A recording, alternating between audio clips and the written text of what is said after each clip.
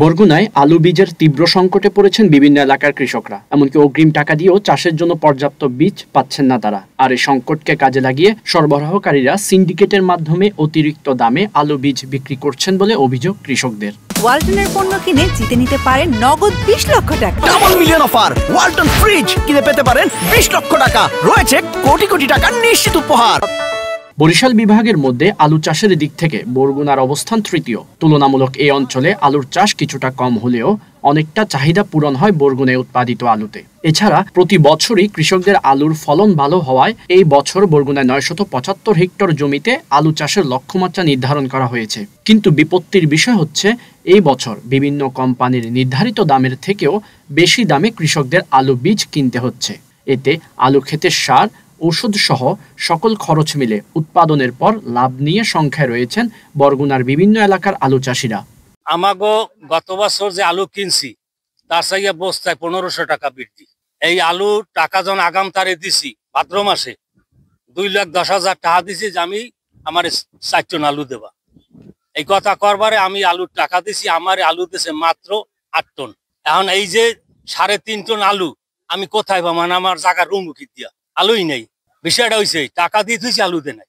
এখন এই মানুষজন জায়গা জমি রাখছি বা রুমুক জায়গা এখন তো সব মনে করেন অন্য কৃষি দিতে হইবে, আলু দেওয়া যাইবে না। আলুর বিষয়ে গত বছর সামান্য একটু বেশি, তার চাইয়ে তারা সিন্ডিকেট করি আলু আনিয়া মনে করেন আলু আটকাইয়ে গোপনে রাখছে, তারপর আলুগুলা বিক্রি দিচ্ছে বিভিন্ন দূরে দূরে।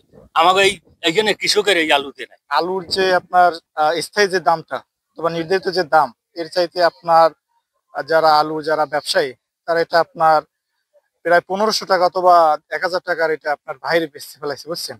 আর আপনার এই যে আমাদের যে জমি, এরা যে চাষি যারা উপযুক্ত টাকা দিয়া তারা তাদের উপযুক্ত আলুটা পায় না। আমরা প্রতি বছরই আলু চাষ করি, সেই তুলনায় এবছর বীজের খুবই সংকট। আমাদের জমি বিশেষ করে রোপণ সম্পূর্ণ করা সম্ভব হবে না, বীজের খুব সমস্যা এবং প্রতি বছর তুলনায় এবছর বীজের দাম বেশি। আলুর বীজ তো ব্যাপক হারে বাড়াইছে, তার কোম্পানি বেড়ায় নাই, মানে যারা মধ্যবিত্ত ব্যবসায়ী ডিলার হেরা বাড়াইছে। যেমন কোম্পানি রেট দিয়েছে 3200 টাকা বস্তা বিঘে রেট, আর এগের দিয়েছে 3480 টাকা। তাই এইটা দিয়েছে কোম্পানি। আর এখানে যারা স্থানীয় ডিলার হেরা বেচছে 3400 টাকাটা বেচছে হইলে ইয়া 4000 টাকা। আর যেটা এগের রেট এটা হইলে কোম্পানি দিয়েছে 3480 টাকা, সেইটা বেচছে হেরা 4500 টাকা। 4500 আবার কেউ 4700 বেচছে। তাই এবার প্রতিটি বস্তায় 1000 থেকে 1000 উপরেও অনেক বস্তায় ব্যবসা করছে এই ডিলাররা। এই জন্য হলো কৃষক এবার ধরা। স্থানীয় পর্যায়ে চাষিদের কাছে দাম বেশি রাখার অভিযোগ অস্বীকার করলেন বীজ সরবরাহকারীরা। আমি বিক্রি করছি 3600 আর হলো যাই আপনার 3400। কৃষকরা বলতেছে 4500 টাকা বলতে বিক্রি করছে। না ভুল বলছে। এগুলা যারা মনে করেন আলু নিয়ে নেয়, ওরা আলু না পাওয়ার কারণে হয়তো মিথ্যা কথা বলতেছে। আলুর বীজের কি সংকট আছে? হ্যাঁ, বীজের সংকট, যার জন্য চাহিদা ব্যাপক কিন্তু চাহিদা পরিমাণ মাল নাই কারো কাছে নেই। আমরা এখানে 5 জন দিলে কেউই দিতে পারে না। আমি কোনো বেশি দাম বেশি না, আমি সত্য সেটা আপনি বলুন। আমি কে দাদছে এইটা আমার কোন না আপনি মাছকে অভিযোগ দিছি কেনা কইছি। আপনি যদি আমি সঠিক দামে যে কোম্পানির দাম সেই কোম্পানির দাম অনুসারে আমি একটা বলছি। বর্তমান মৌসুমে বরগুনায় আলু বীজের কেমন সংকট রয়েছে জানতে চাইলে বরগুনা কৃষি সম্প্রসারণ অধিদপ্তরের উপপরিচালক জানালেন, বরগুনা জেলায় 6টি উপজেলার মধ্যে পাথরঘাটায় আলুর চাষ বেশি হয়। পাথরঘাটায় সবথেকে বেশি বীজের চাহিদা রয়েছে। বরগুনায় বীজ সংকট এবং দাম তেমন বৃদ্ধি হয়নি বলেও জানান তিনি। পাথরঘাটাতে সবচেয়ে বেশি আলু উৎপাদিত হয়ে থাকে এবং মানে আলুর চাহিদা বলতে যা বোঝায় তা হচ্ছে পাথরঘাটাতে।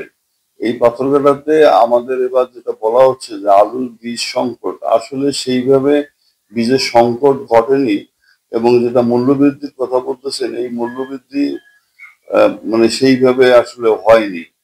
এখানে কিছু সিন্ডিকেট বা ব্যবসায়ী যারা মূল্যবৃদ্ধির চেষ্টা করেছিল তাদের বিপক্ষে, এবং এই মূল্যবৃদ্ধি মানে যাতে না হয় সেজন্য আমাদের স্থানীয় কৃষি অফিস এবং স্থানীয় প্রশাসন তড়িৎ গতিতে ব্যবস্থা নিয়েছে। অতিরিক্ত মূল্যে আলু বীজ বিক্রি এবং কৃত্রিম সংকট বন্ধে উপজেলা নির্বাহী অফিসাররা ভ্রাম্যমাণ আদালত পরিচালনা করছেন বলে জানান বরগুনার জেলা প্রশাসক। কৃত্রিম সংকট সৃষ্টি এবং অতিরিক্ত মূল্যে বীজ বিক্রি সে বিষয়ে আমাদের উপজেলা নির্বাহী অফিসার আজকেও একটি মোবাইল কোর্ট করেছেন। এই বিষয়ে আমাদের নির্দেশনা দেওয়া আছে এবং কৃষকরা যাতে ন্যায্য মূল্যে বীজ পায় সে বিষয়ে কাজ করার জন্য আমাদের উপজেলা কৃষি কর্মকর্তা বিএডিসি এবং উপজেলা নির্বাহী অফিসারের যৌথ উদ্যোগে ইতিমধ্যে কাজ শুরু করেছে। আশা করি যে সমস্যাটির কথা বলেছেন সেই সমস্যাটি আমরা সমাধান করতে পারব। সংকট নিরসনের পাশাপাশি সিন্ডিকেট ভাঙতে চেষ্টা চলমান আছে বলে দাবি কৃষি বিভাগ ও জেলা প্রশাসনের। ফয়সাল হাসান, ঢাকা পোস্ট।